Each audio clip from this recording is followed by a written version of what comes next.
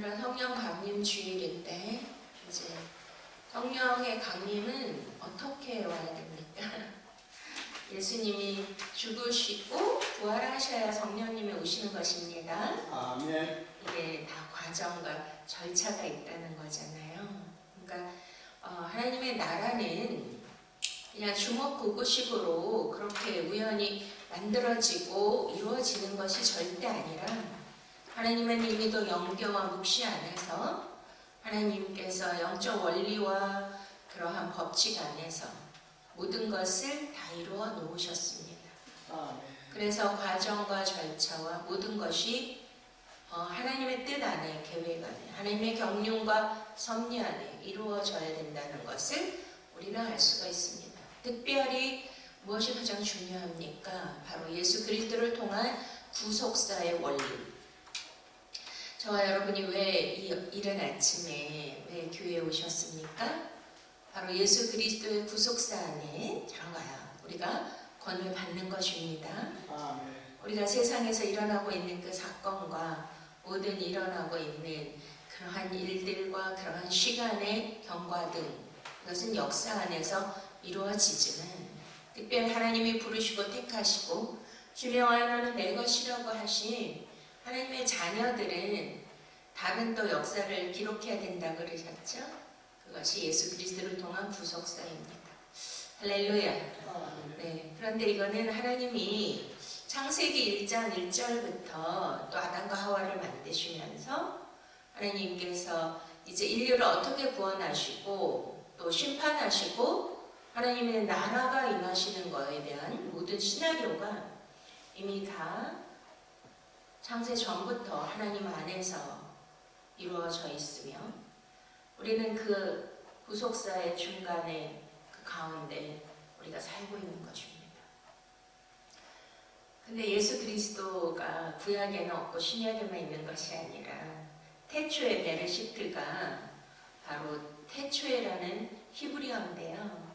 그 베시라는 것이 하나님의 집이고 하나님의 성전이면 로시라는 게 하나님의 머리거든요.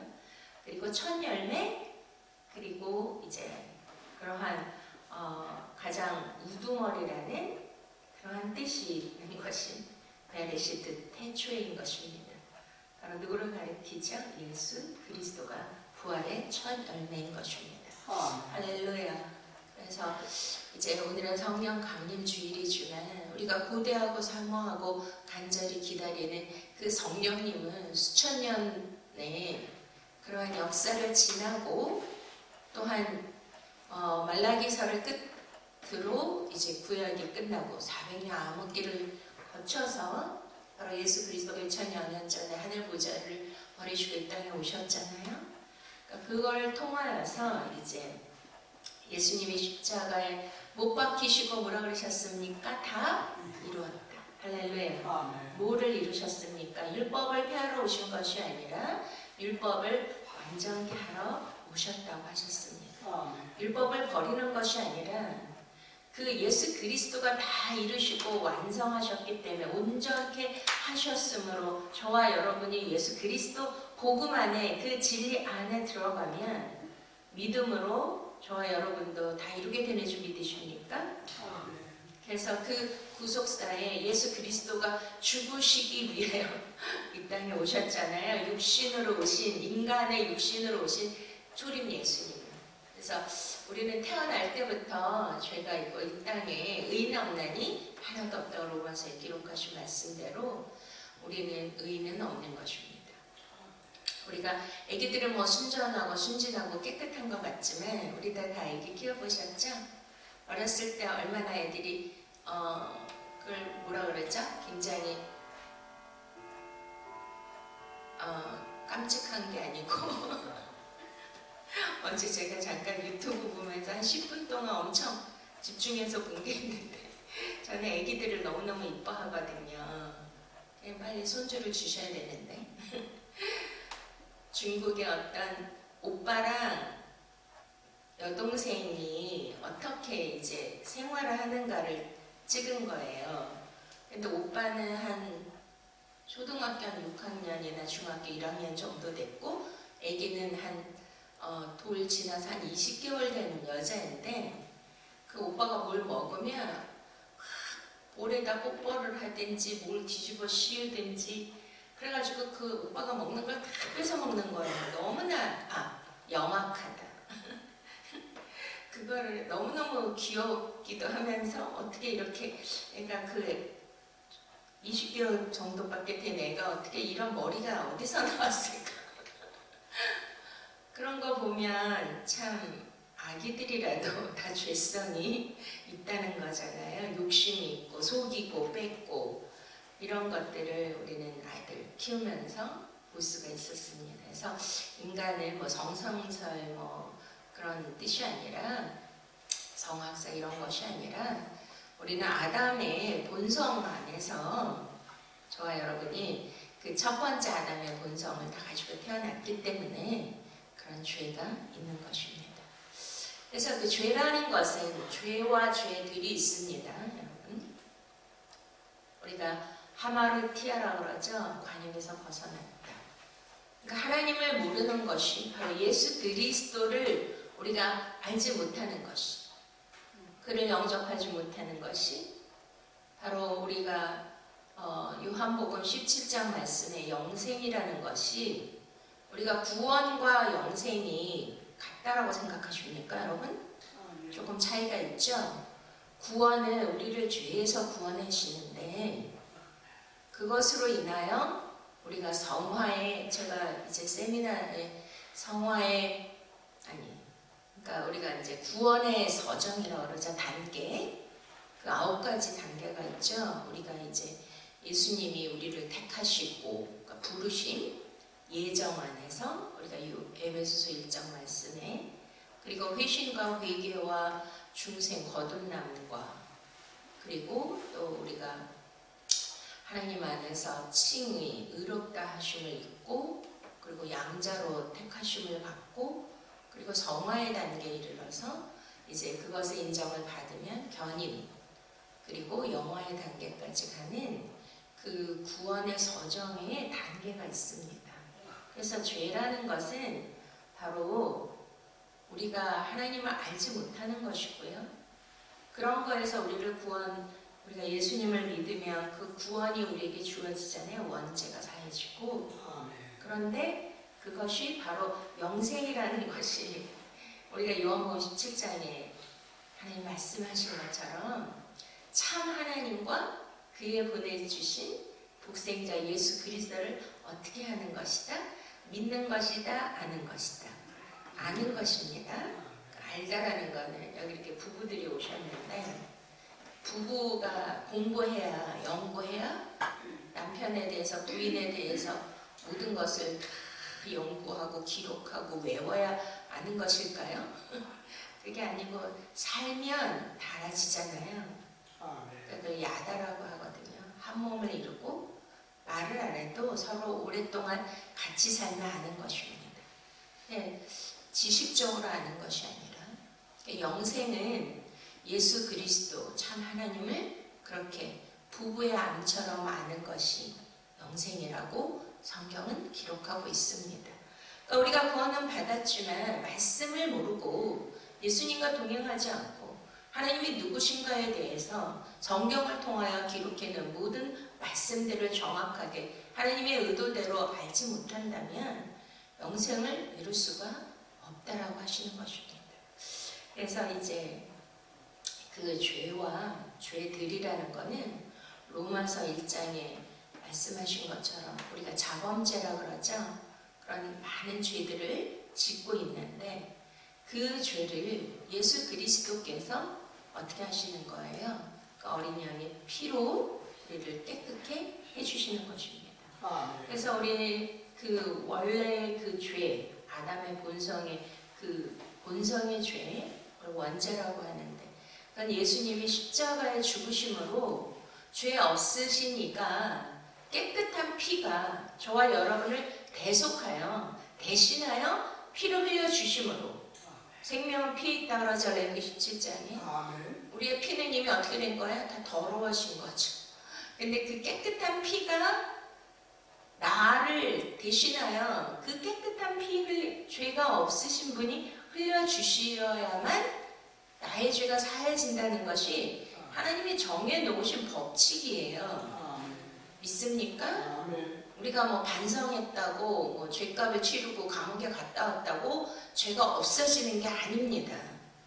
일반적인 그러한 사회법, 형법 이런 거와 달리 하나님 안에서의 그 죄는 오직 예수 그리스도만이 우리의 죄를 깨끗게 하실 수 있다는 것입니다. 아멘. 믿습니까? 그래서 그 예수 그리스도의 그 죄가 나의 죄를 대속하여 다 씻어주시고 그렇게 깨끗게 해주셨으면 믿으십니까? 아멘. 근데 중요한 거는 그렇게 그때만 해도 유대인들, 종교학자, 뭐 로마인들이 예수님이 하나님의 아들이기 때문에 십자가를 못 박았다 그랬죠? 근데 요한복음은 바로 예수 그리스도의 어떤 부분을 강조하기 위해 기록해 놓은 것이라고요? 신성. 예수님이 하나님이십니다. 아멘. 믿습니까? 하나님의 아들이십니다. 아멘. 겉의 모양은 인간의 죄성을 가진 그러한 부패하고 썩어지고 죽을 수밖에 없는 모습이 있지만 그 안에는 신성이 있으신 거예요. 아멘. 그거를 사도 요한은 볼 수 있는 영적 안목이 있었기 때문에 마지막 요한계시록을 기록할 수 있었고 하나님의 그 놀라운 영계의 천상의 예배와 그 모든 것을 이상 가운데 면밀하게 다 보여주신 것입니다. 아멘. 할렐루야. 그래서 바로 이제 예수 그리스도가 신성이신데 이것을 증명하려면 어떻게 해야 돼요? 사단이 그 원시복음이 창세기 3장 15절이죠. 그 뱀의 꼬임에 넘어가서 하와가 선악과를 먹지 말라고 한 거를 먹고 아담에게도 주어서 먹고 난 다음에 그들이 하나님으로부터 저주를 받습니다. 근데 그것이 뭐예요? 뱀이 여자의 후손의 발 뒤꿈치를 상하게 하고 그리고 여자의 후손은 뱀의 머리를 상하게 할 것이다. 할렐루야. 아멘. 그것이 바로 십자가 사건이잖아요. 그 발뒤꿈치라는 거는 우리가 이사야서 말씀과 또 우리가 에베소서 말씀에 보면 발은 뭐라 그래요? 산을 넘는 복음의 발이 아름답도다. 복음의 신발. 할렐루야. 그러니까 발이라는 것은 어디든지 갈 수 있죠. 아멘. 근데 예수님이 마태복음 28장에 뭐라 그래? 너희는 세상 끝날까지 이르러 이 아버지와 또 예수 그리스도의 이름과 그리고 성령의 이름으로 세례를 줘. 내가 너희들에게 분부한 모든 것을 가르쳐 지키게 하고 세례를 주라. 사도행전 1장에 너희는 예루살렘과 온 유대와 사마리아와 땅끝까지 이르러 내 증인이 되어라. 그래서 그 복음이 12사도를 통하여 오늘날 우리나라까지 오지 않았습니까? 할렐루야. 그러니까 그 발이 다니는 곳마다 뭐가 전해져야 돼요? 복음이 전해져야 돼요. 믿습니까? 그러면 복음을 전하지 못하도록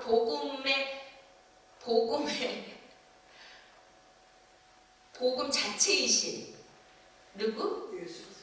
예수님도 보면 내가 길이요 진리요 생명이 나로 말미암지 않고는 아버지께로 올 자가 없다. 그러니까 복음의 원조가 되신 예수님이 나사렛, 그러니까 베들레헴에서 태어나시고 애굽으로 가셨다가 나사렛에서 자라시고 갈릴리로 오시고 가버나움에서 또 예루살렘에서 복음을 전파하시러 온 유대를 다 다니셨어요.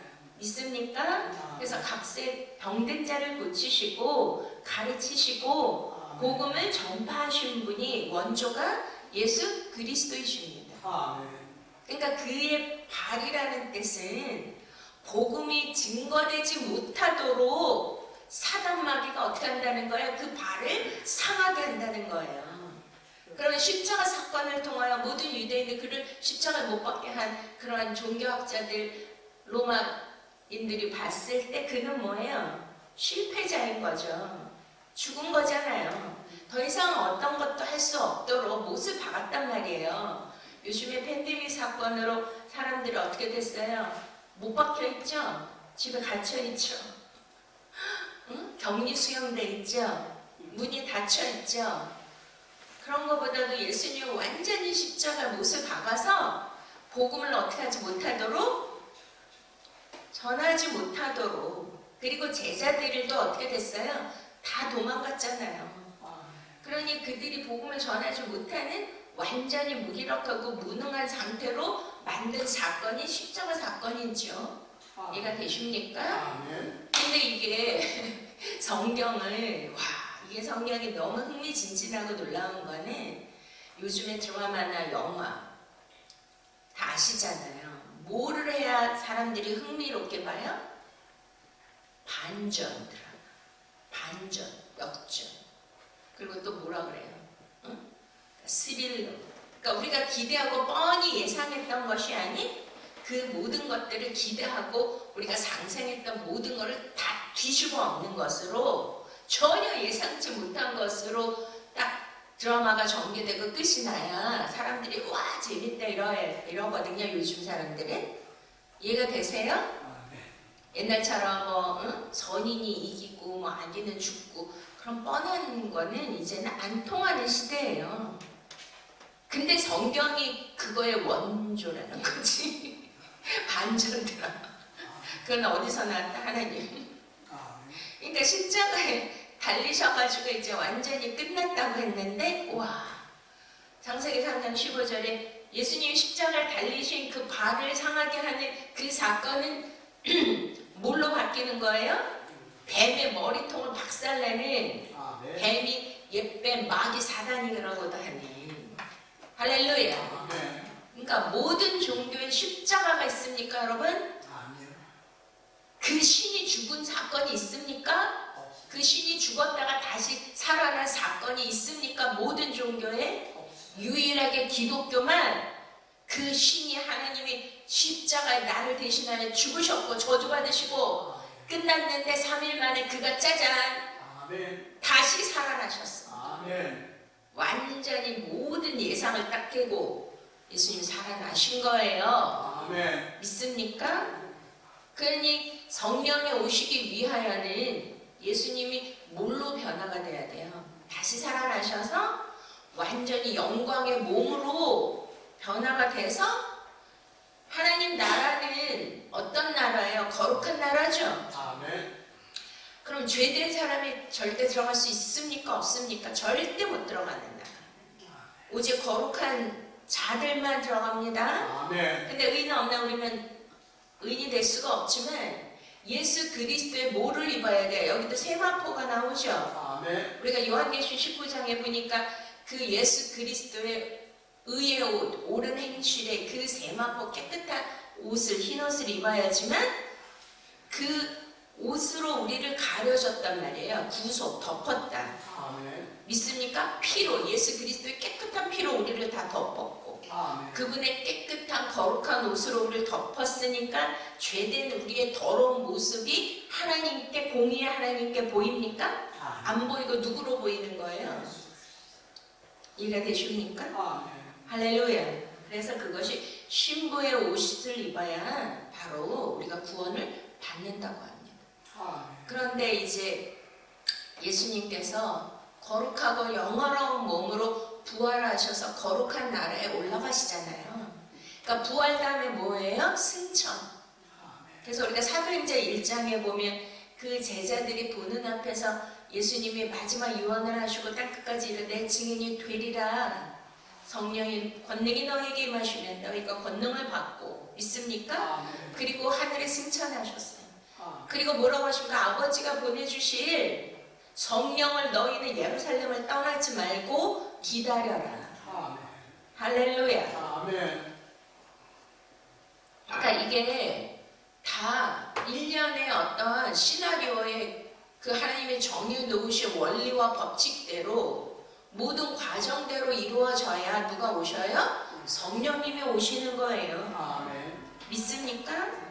그런 것처럼 성경에 우리를 구원으로 인도하는 구원의 서정의 그 단계가 지금 우리가 믿음 생활하면서 그 단계를 가고 있는 것입니다.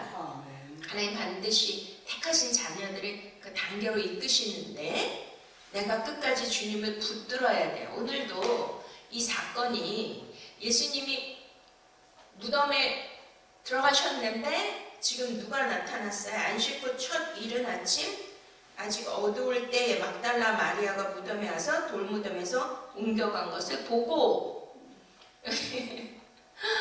와, 나는 막 이럴 때 그냥 너무나 그냥 막 환희와 기쁨과 감격. 왜? 와, 예수님의 부활을 누가 목격한 거예요? 첫 부활 목격. 막달라 마리아. 남성일까요? 여성일까요? 여성. 할렐루야. 이것도 제재가 아니에요. 막달라 마리아가 전해줘서 그때야 비로소 알았습니다. 그러니까 이런 걸 보면 와, 어떻게 해야 부활의 증인이 되죠? 이 막달라 마리아 아시잖아요. 7 귀신 들렸던 여인이었어요. 그리고 사실은 막달라, 제가 이제 책에도 썼지만 막달라 마리아는 부활의 증인이죠. 첫 번째. 사도예요. 사도라는 거는 아파스, 부활을 목격한 자 증인이 사도인데 진짜 사도가 막달라 마리아였다. 근데 그는 7 귀신, 7이라는 숫자는 완전 수죠. 그러니까 우리는 다 막달라 마리아였다니까요. 우리도 다 귀신 들렸던 자들이에요. 가나안 땅엔 7족속이 있었잖아요. 7족속이 땅이 뭐예요? 땅이 우리의 심령을 땅이라고 예수님이 비유로 말씀하시죠. 길가밭, 돌짝밭, 가시덤불밭, 옥토. 우리 마음이 심령이 땅이라고 그랬습니다. 그러니까 우리의 땅에 뭐가 있는 거예요? 이 땅이 예수님을 우리가 성령을 거듭나기 전에는 뭐예요? 길가밭, 돌짝밭, 가시덤불밭인데 그분의 씨 뭐예요? 하나님의 말씀, 진리의 예수 그리스도의 말씀을 우리가 받아들여야 되는데 그것이 옥토가 됐을 때만 할렐루야 30배, 60배, 100배가 되는 거 아십니까? 그 가나안 땅이라는 거는 우리가 보여지는 외적인 거 그리고 우리가 뭐 제가 이스라엘 2번이나 갔다 왔습니다. 이러한 우리가 아는 그런 물리적 땅이 아니라 하나님의 나라가 어디에 있습니까? 제자들을 물어보았을 때 하나님 나라 여기 있다 저기 있다가 아니라 이미 너희 안에 있느니라. 그러니까 그 옥토로 말씀이 이제 열매를 맺는 단계까지 가야 우리가 진정한 크리스찬 거듭난 자라고 하십니다. 이해가 되십니까? 그러려면 어떻게 돼야 돼요? 지금 하나님의 나라가 임하기 위해서 가나안에 있던 7족속 7 더러운 귀신들이 다 기경이 돼야 그래서 다 죽이라고 그러시죠. 하나님이 가나안의 모든 남녀노소를 왜 죽이라고 그래요? 그럼 하나님이 살인자입니까? 그런 뜻이 아니에요. 넌 크리스천들, 안티 크리스천들이 그런 걸로 인하여 하나님은 긍휼이 없고 사랑이 없는데 그분이 무슨 구원자이고 하나님이냐? 하나님은 사랑이시다. 이게 맞지가 않잖아요. 그런 뜻이 아니고 죽이시는 하나님이 아니라 내 안에 있는 옛사람, 거듭나지 못한 더럽고 안 좋은 토양들, 그 가시덤불들, 그런 황폐케 하고 강팍한 그러한 돌들을 다 어떻게 하라는 거예요? 용서하지 못하고 나밖에 알지 못하고 시기와 미움과 질투와 염려와 걱정과 나를 찌르는 그 가시와 엉겅퀴가 있는 거를 어떻게 하라는 거예요? 그거를 다 제해야 그게 뭐냐면 7 귀신이라고요. 이해가 되십니까? 그러니까 막달라 마리아가 첫 번째 부활의 증인이 된 이유가 뭐예요? 크리스찬들의 뭐예요? 모델과 대표라는 거예요. 모형. 그런 진정한 크리스찬이라면 우리가 과거에 다 옛사람이 막달라 마리아처럼 완전히 7 귀신 들린 자였는데 예수 그리스도로 말미암아 그분의 말씀이 들어가고 그분의 빛이 임하고 그분의 생수가 들어오니까 더럽고 악한 것들이 다 쫓겨나가죠. 그러면 어떻게 되는 거죠? 저와 여러분이 예수님을 어떻게 봐요? 예수님을 어떻게 봐요? 나를 그 귀신 들리면서 과거의 고통과 죄악에서 더러움에서 나를 구원해 주신 구세주로 보이실 거 아니겠습니까? 아멘. 그러면은 인간들이 살면서 자기를 뭐 도와주고 은혜를 베푸고 어떠한 어려움에서 구해주신 그 은인을 잊을 수 있습니까? 없습니까? 절대 못 잊죠. 아니 인간은 못 잊잖아요.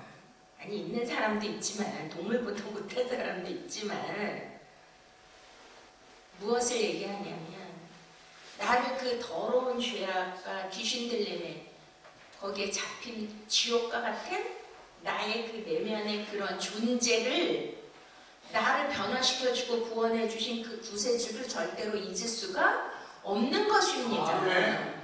그것이 크리스천이라는 거예요. 막달라 마리아는 어떤 한 여인을 가리키는 게 아니고 제가 그리스도가 들려준 신구약 읽어보셨습니까? 그러니까 예수님 우리 신랑이고 모든 성도는 누구예요? 그분의 신부. 아멘. 근데 성경에 여성을 기록함으로 신부의 모형으로 메타포로 이거를 기록해 놓은 것입니다. 그 막달라 마리아는 모든 교회와 크리스천들의 대표적인 존재라는 것을 여기서 보여주시는 거죠. 아멘. 그럼 그가 변화된 이후에 예수님으로부터 구원받은 이후에 그가 한 행동은 첫 번째 뭐가 된 거예요? 부활의 목격자 증인이 된 거예요. 할렐루야. 그러니까 저와 여러분이 뭐가 돼야 돼요? 부활의 목격자의 증인이 되셔야 됩니다. 아멘. 근데 여기 보세요. 막달라 마리아가 어떻게 했어요? 첫날 일어났지만 아직 어두울 때에 그 모든 향품과 이런 걸 다 가져와서 그러니까 이스라엘은 절기를 지키는데 이제 첫 번째 6월절을 크게 지키죠. 안식구 첫날. 그러니까 이제 안식구 첫날이 오늘 주일이잖아요. 근데 6월절이 시작되는 그날부터 무교절이라는 게 시작돼요. 누룩 넣지 않는 빵을 먹고 예수 그리스도를 인하여 어린 양의 피를 좌우 문선주에 바르고 애굽에서 이스라엘 백성들이 출애굽할 때 사망의 권세가 마지막 재앙 장자를 죽이는 재앙에서 사망의 권세가 6월에서 넘어갔기 때문에 이거를 지키는 것입니다. 아멘. 근데 제가 오늘 이상하게 저가 이제 여기 올라오면 한 새벽 5시 한 4, 50분에 일어나야 되는데 알람을 그냥 눈이 떠졌어요. 어저께 새벽 1시 넘어서 잤는데 눈이 떠졌는데 바깥이 깜깜한 거예요. 그래서 더 자야 되는데 하고 그러다가 그냥 시계를 봤더니 이제 한 4시 조금 넘었어요. 그래서 이제 기도하면서 누워있다가 보니까 5시쯤 되니까 막 환해지는 거예요, 바깥이. 이제 여름이 가까우니까 어때요? 해가 길어지죠? 여긴 팔레스타인 지방입니다. 그러니까 깜깜할 때라는 거는 몇 시라는 거예요 도대체? 새벽 3시나 4시. 이해가 되십니까? 아멘. 아니 그때 향품을 들고 왔다라는 거는 예수님이 실패자로 무능한 자로 죽은 것 같았지만 그 자기를 죽음과 고통과 귀신 들림에서 건져주신 존재 자체를 바꿔주신 자기 삶을 새롭게 만들어주신 그 구원자 예수 그리스도를 잊을 수가 있다 없다. 이게 크리스천의 기본 신앙이 되어야 된다는 거예요. 때로는 우리 인생에 예수님이 계신 것 같기도 하고 어떨 때는 우리가 힘들고 어려울 때 예수님이 나와 함께 하심을 느끼실 때가 많습니까? 그렇지 않고 예수님은 어디 계신 거야? 왜 내 기도를 안 들어주시는 거야? 왜 나의 마음의 고통을 왜 안 들어보시는 거야? 그분이 죽은 것 같고 나를 떠난 것 같고 그분이 안 계신 것 같고 하는 그 절망과 그런 무덤 안에 있는 것 같아. 그런 깜깜함에 있을 때가 있지 않습니까? 이때라 이때 부활하신 예수님을 만날 수 있는 거예요. 아멘. 할렐루야. 아멘. 저는 막 말씀을 깨달으면 이게 막 너무 흥분이 돼. 그러니까 정말 우리 크리스천들이 어떻게 해야 돼? 그가 안 보여도 그가 죽었다는 소리를 들었어도 이제 더 이상 나와 함께 할 수 없는 주님이지만 그분을 잊을 수 없기 때문에 그 사모하는 마음의 열정이 그가 잠을 잘 수 있어요? 잠을 이룰 수가 없어. 오늘처럼 우리 주님이 말씀하라고 나를 깜깜한 새벽에는 저를 깨우셨나 봐. 그런데 어떻게 하셨어요? 자, 무덤에 와서 돌이 무덤에서 옮겨간 것을 봤어요. 그런데 그때 썰이 있었어요. 왜냐면 예수님의 시체를 제자들이 가져다가 숨겨놓고 그리고 예수님이 다시 살아나셨다 이렇게 이제 막 썰을 그러한 소문을 할 수 있다 그래서 군병들이 지키거든요. 우리가 이제 마가복음에 보면 그리고 우리가 봤잖아요. 우리 이스라엘 가서 그 돌문 거기도 들어가고 근데 인간의 힘으로 그렇게 움직일 수 있는 돌이 아니야. 어마어마한 크고 특별히 이제 이렇게 그 안에 들어가 봤는데 안에선 절대 그 돌문을 열 수가 없어. 근데 여기는 돌문이 열려져 있죠 이미. 그리고 또 한 가지는 만약에 제자들이 그것을 감추기 위하여 시체를 가져갔으면 아니 그 시체를 세마포 아마포거든요. 그걸로 둘둘 쌌는데 그거 채로 옮기지 그걸로 왜 벗겨가지고 개가지고 시체만 달랑 들고 가고 그런 시간이 없을 거 아니에요. 빨리 해야 되는데. 그러니까 그러한 모든 거 그런 썰은 그거는 아니고 이거는 실제 사건입니다. 아멘. 실제로 예수님이 살아나신 거예요. 할렐루야. 아멘. 근데 참 이 요한복음 재밌게 기록한 게 뭐냐면 자 시몬 베드로와 예수의 사랑하시던 그 다른 제자에게 달려가서 말해요. 자 여기에서 다른 제자는 누굴까요? 사도 요한이에요. 요한복음을 기록하신 분이 사도 요한인데 사도 요한은 자기의 이름을 밝히지 않아요. 그 요한복음 1장 2장에 나오는 요한은 세례 요한이에요. 항상 뭐라고 하면 주님이 사랑하시는 제자.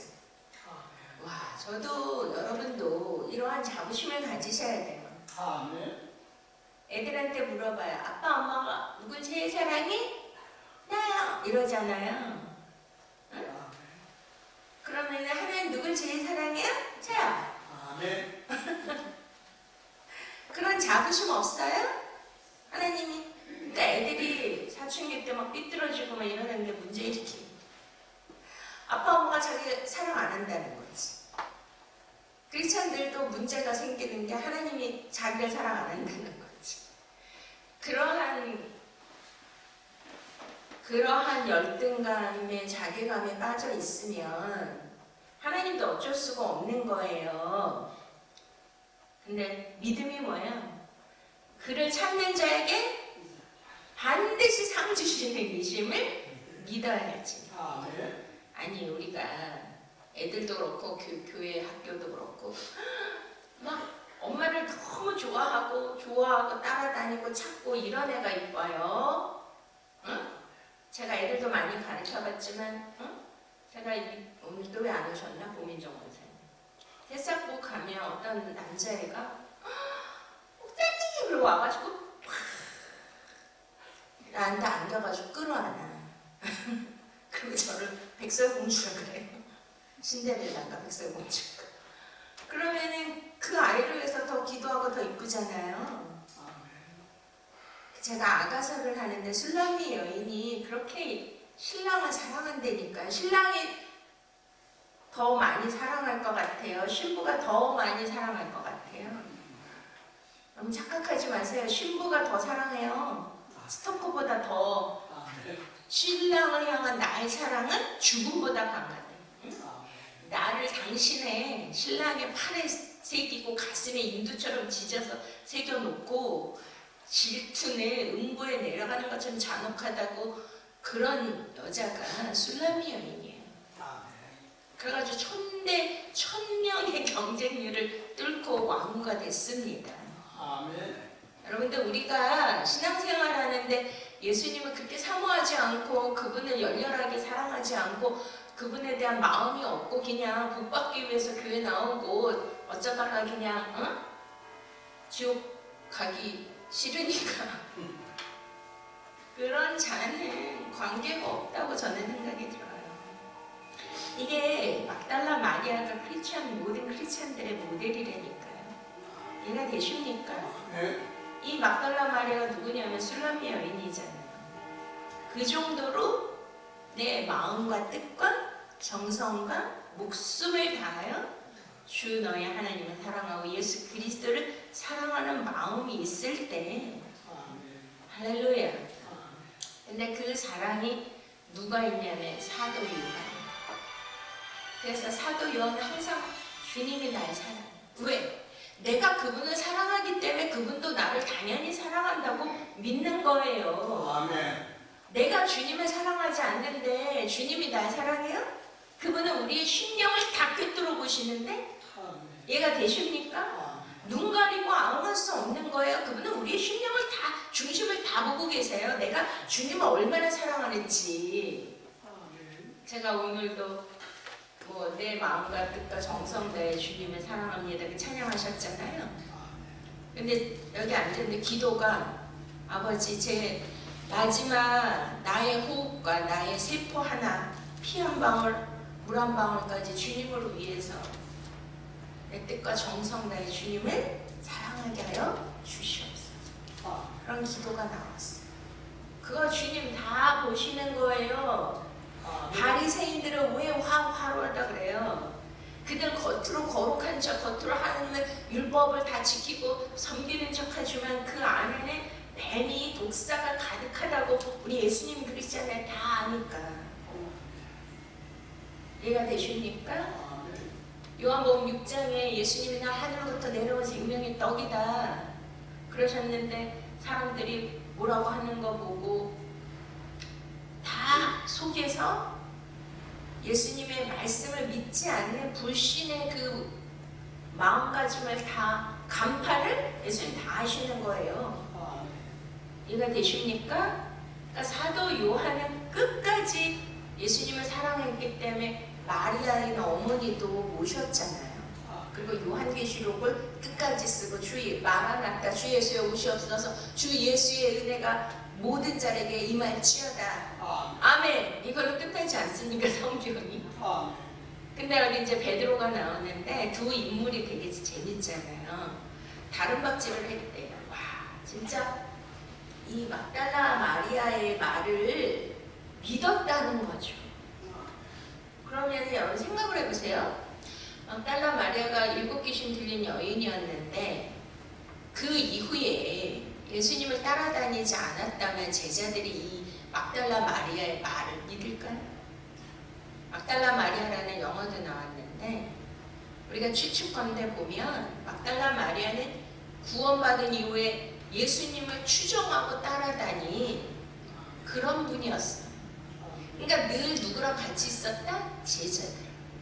그러니까 그리고 예수님이 막달라 마리아를 더 가까이 하고 굉장한 영적인 많은 말씀해서 그 복음서도 있다 그래요. 외견지. 그러니까 항상 그가 어떠한 변화된 모습으로 예수님을 사랑하고 그 진리를 추구한 거를 알므로 그를 신뢰할 수가 있었죠. 그러니까 그가 달려가서 그것도 새벽에 달려가서 말했을 때 믿을 수밖에 없다라는 거예요.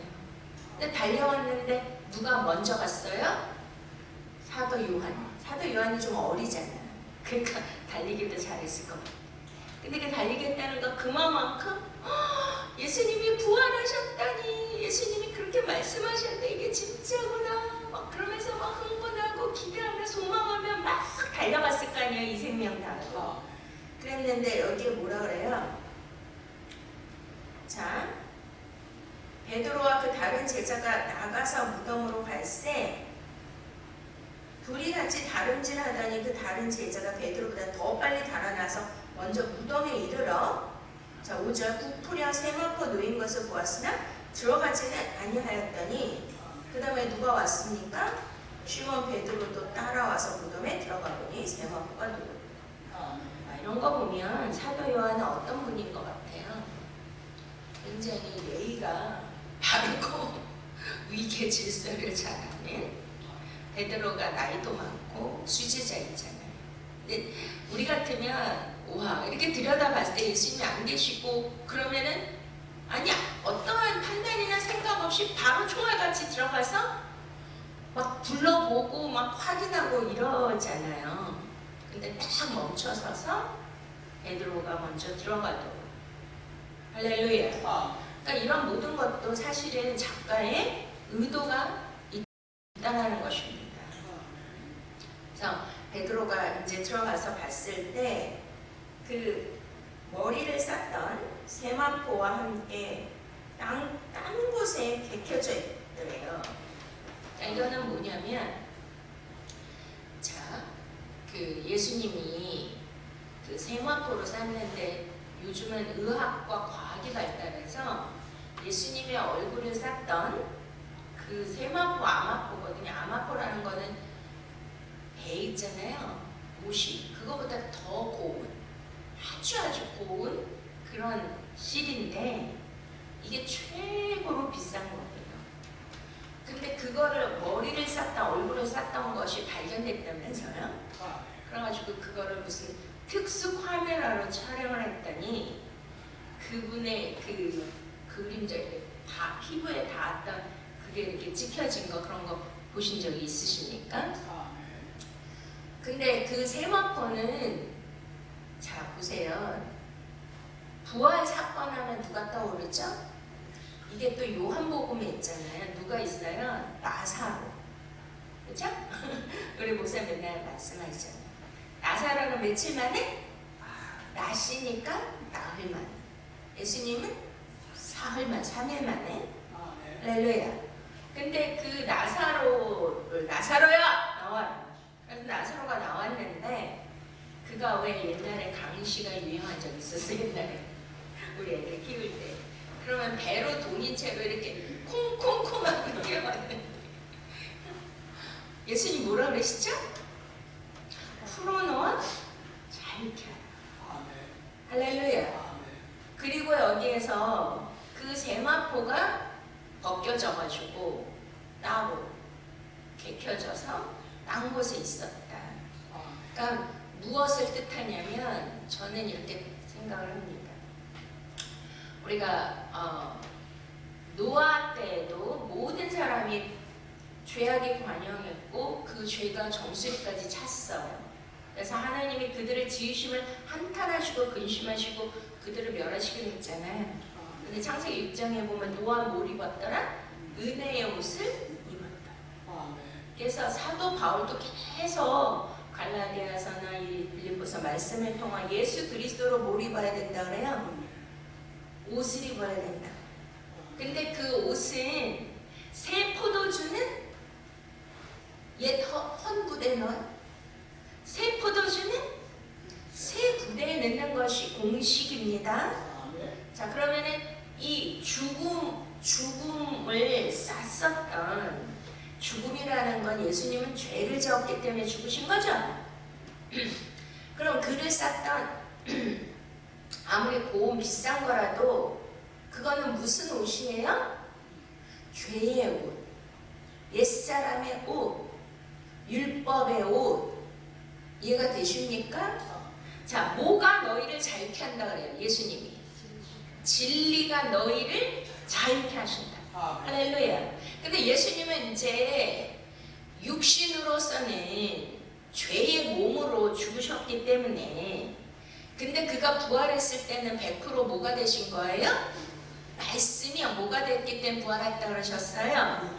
육신이 되셨기 때문에 부활하신 거죠? 왜냐면 말씀이 오신 거잖아요.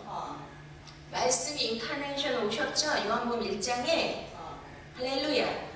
그럼 그가 부활했을 때는 뭘로 부활하신 거예요? 말씀이 육신이 되어서 온전한 말씀. 내 말이 영이요 생명이니 영화로운 몸으로 진리의 몸으로 말씀으로 부활하신 거예요. 이해가 되십니까? 그러면은 나를 묻고 올감했던 것이 바로 율법이잖아요. 그게 이제 로마서나 갈라디아서나 이런 걸 읽어보시면 사도 바울이 율법이 어떤 것인지에 대해 너무나 자세히 기록해 놨거든요. 율법은 우리에게 저주가 된다. 갈라디아서에 의문의 증서라 그래. 우리를 올가매는 거라 그래. 왜? 613가지의 율법을 조항을 한 가지라도 어기면 우리는 지옥이에요. 구원을 못 받아요. 이해가 되십니까?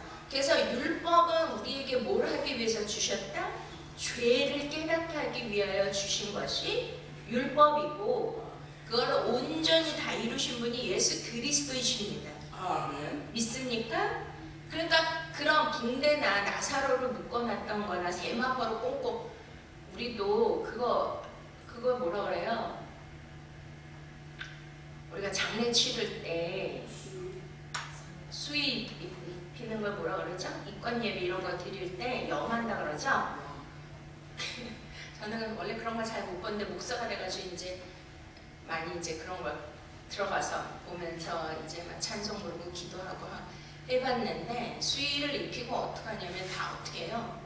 다 이렇게 묶더라고요. 뭐 이렇게 하고. 보셨죠? 아멘. 그게 뭐냐면 율법의 옷이에요. 옛사람이. 이해가 되십니까? 그 진리가 되셨으니까 당연히 어떻게 해야 돼요? 그거를 다 벗어 버려야 돼. 믿습니까? 옛사람을 벗어 버리고 보라 새 사람이 되었도다. 아멘. 할렐루야. 아멘. 그래서 정말 예수 그리스도는 그러한 세마포에 그것을 벗고 그것을 개편한 것은, 그것도 예수님이 누워있는 곳에 있다 그랬어요? 딴 곳에 있다 그랬어요?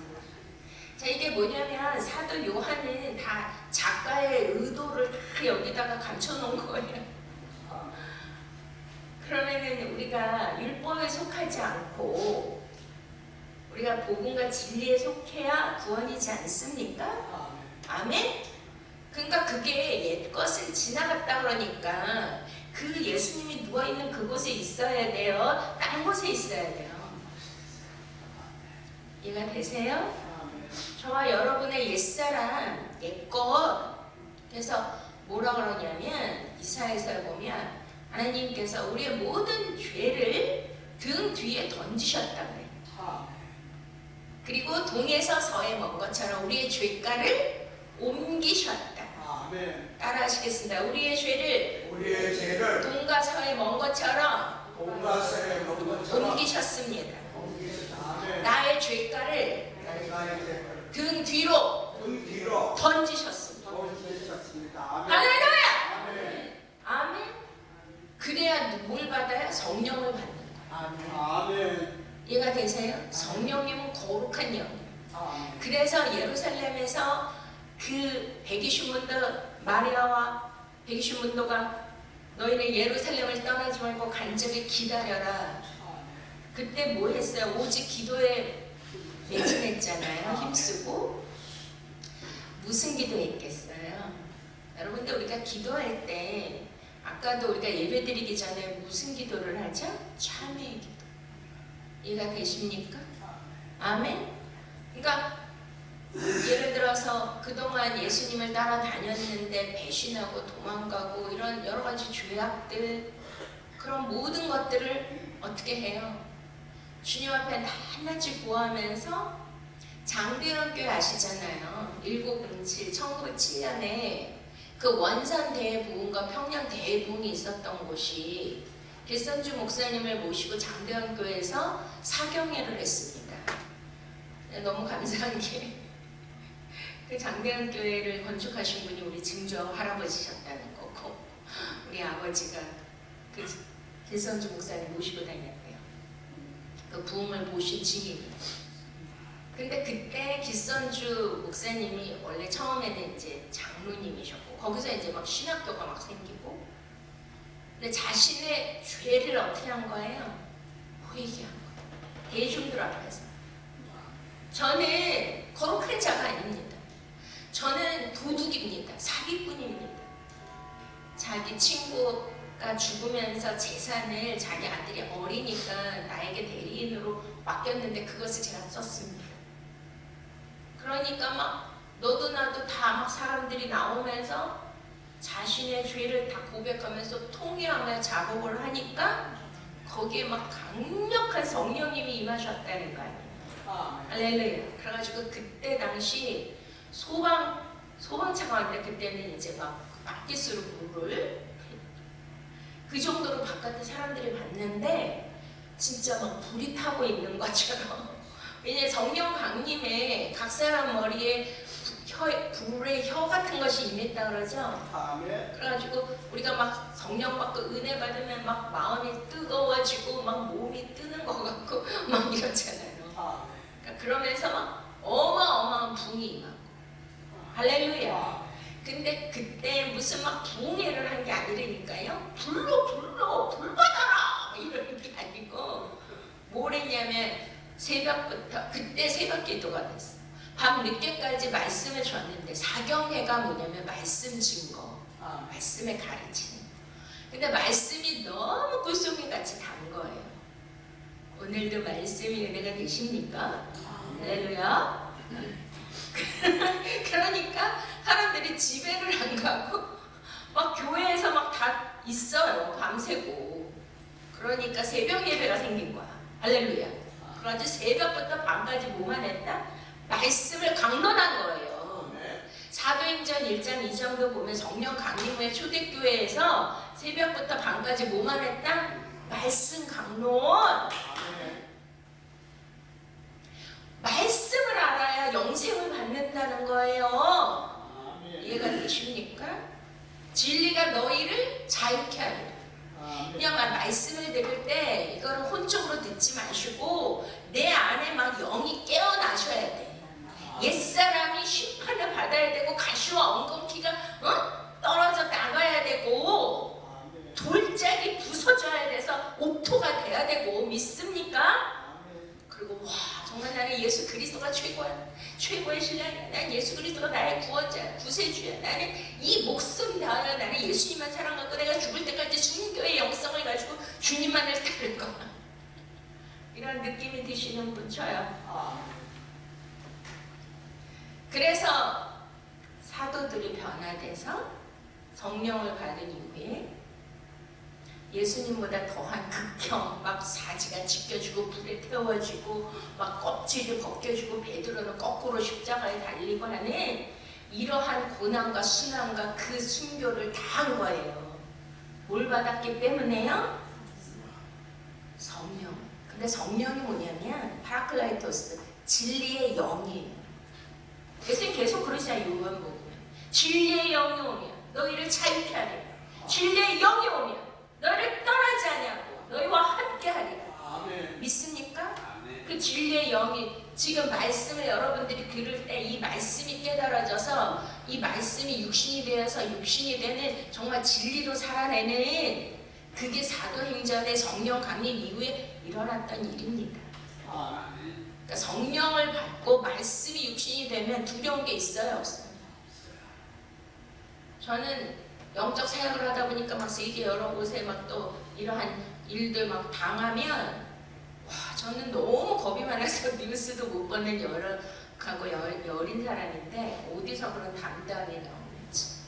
저번에는 귀신 들린 청년, 응? 그 부모가 막 울면서 전화해가지고 자살한다고 해가지고 제가 알지도 못하고 우리 교인도 아닌데 찾아갔잖아요. 와, 그 집까지 들어갔어. 그랬더니 막 나를 내쫓으면서 제가 태어나서 그런 욕은 처음 들었는데 막 무슨 그러니까 귀신이 굉장히 막 폭력이 났던 거죠. 그래서 제가 그랬어요. 하나님이 아들을 너무 사랑하신다. 제가 그 얘기를 전하러 왔다. 하나도 안 무섭다.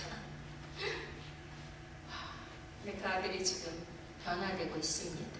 예배드리는데 예수 얘기를 하면 자기 엄마 얼굴을 다 긁어놓는다 그랬어. 그래 나를 보냈다고, 엄마가 나를 보냈다고 귀신이 드러났죠. 와. 근데 저는 하나도 그런 게 없는 거예요. 두려움이나 무서움 전혀. 그게 왜 그럴까요? 원래 저런 사람 너무 겁이 많는 사람인데 성령님이 내 안에 오셔서 말씀이 내 안에 육신이 되어 가니까 뭐가 두려워요? 있습니까? 이제 마지막 때요. 팬데믹 사건을 통하여 이제 짐승의 표를 받을 수밖에 없는 그 시대가 왔습니다. 요한계시록 14장. 정신을 차리시고 우리가 성령으로 거듭나시고 오직 말씀을 사모하시고 하루 종일 말씀을 묵상하시고 그분으로 은혜의 옷을 입고 구원의 옷을 입고 말씀의 옷을 입어서 여러분 주님 오실 때 하나님의 나팔 소리가 들릴 때 호련히 영화로운 몸으로 말씀의 육신이 된 자가 들림받아 공중에서 어린 양의 혼인잔치에 들어가 이 땅에 임할 큰 환난 대전제 그것을 강하지 않고 적은 능력으로 인내의 말씀을 지켰은지 나 또한 너를 지키어 이 땅에 거하는 자들에게 임할 모든 시험의 환난의 때를 면하게 하여 주리라. 아멘.